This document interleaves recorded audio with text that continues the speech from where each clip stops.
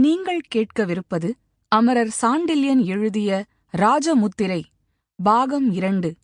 ஒலி வடிவில் வழங்குபவர்கள் தீபிகா அருண் மற்றும் வீரா. அத்தியாயம் 1. சிறையில் ஒரு சித்தினி.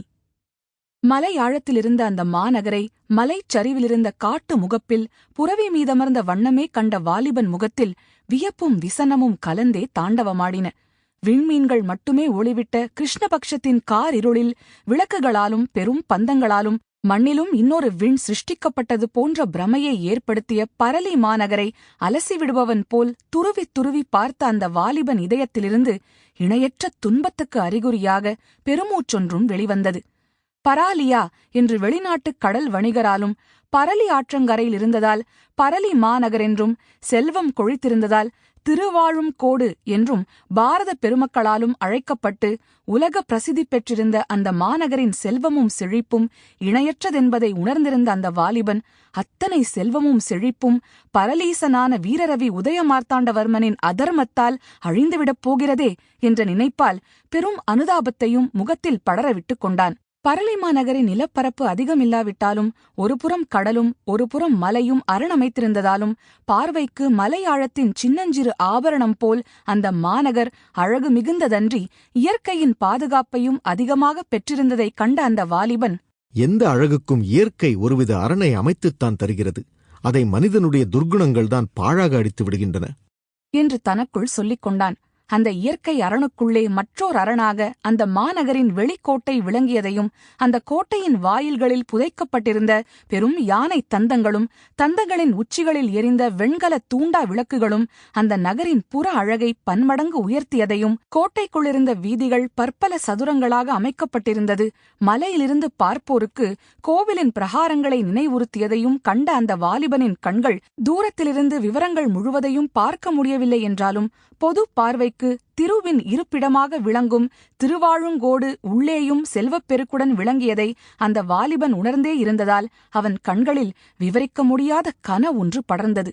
இத்தனை செல்வப் பெருக்கை மிக எச்சரிக்கையுடன் பாதுகாப்பதற்கு வேண்டிய ஏற்பாடுகளையும் சேரமன்னன் செய்யத் தவறவில்லை என்பதை நகரத்துக்கு வெளியேயும் உள்ளேயும் தெரிந்த படை வீடுகள் மட்டுமின்றி அக்கம் பக்கத்தில் தெரிந்த மலையுச்சிகளில் இருந்த பார்வை கூடங்களும் நிரூபித்ததையும் கண்ட அந்த வாலிபன் முன்னறிவிப்பில்லாமல் இரகசியமாக பரலி மாநகரை எந்த படையும் நெருங்க முடியாதென்பதை சந்தேகமற உணர்ந்து கொண்டான்.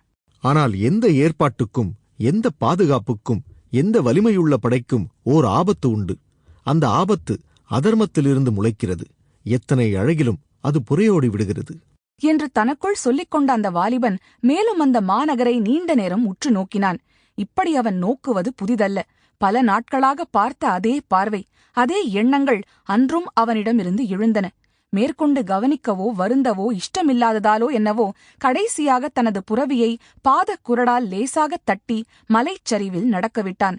மலைச்சரிவின் பாதை கரடுமுரடாய் இருந்தாலும் அதில் அனாயாசமாக நடந்து சென்ற அந்த புரவியைப் போலவே மிக அனாயாசமாக அந்த வாலிபனும் அதில் அமர்ந்து சென்றான். பாதையின் சீர்கேட்டை சிறிதும் லட்சியம் செய்யாமல் புரவியை நடத்திச் சென்ற அந்த வாலிபன் சிறிது தூரம் மலைச்சரிவில் இறங்கியதும் கீழே தெரிந்த பரலி மாநகர் ராஜபாட்டையை அணுகாமல் மீண்டும் வேறொரு புறமாக புரவியை திருப்பி மலை மீது ஏறிவிட்டு சற்று எட்ட இருந்த குடிசைகளை நாடிச் சென்றான். அக்குடிசை கூட்டத்தை அணுகியதும் புரவியிலிருந்து இறங்கி புரவிக் கயிறுகளை அதன் முதுகில் எறிந்துவிட்டு எதிரிலிருந்த சின்னஞ்சிறு குடிசையொன்றை நோக்கி மெல்ல நடந்து சென்றான். குடிசையை அடைந்ததும் உடனே உட்புகாமல் தரையை தட் தட் என்று தட்டினான். இரவு நன்றாக ஏறிவிட்டிருந்ததால் அந்த குடிசை கூட்டப் பகுதியே நிசப்தமாயிருந்தது.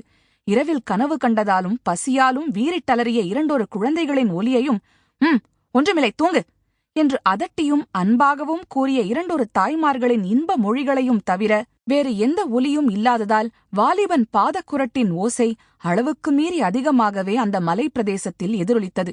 இருமுறை தட்டிய பின்பு அசைவற்று நின்றுவிட்ட அந்த வாலிபனை தானும் பின்பற்ற வேண்டுமென்ற காரணத்தாலோ என்னவோ கடிவாளக் கயிறுகளை முதுகில் தாங்கிய புரவியும் அவன் பின்னால் வந்து நின்று குடிசையை ஏறெடுத்து நோக்கியது.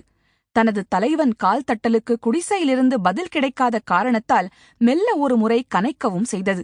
இந்த கனைப்புக்கு முன்னமேயே குடிசைக்குள்ளே ஆளரவம் ஏற்பட்டுவிட்டதை உணர்ந்த வாலிபன் பின்புறம் தனது கையை Sample complete. Ready to continue?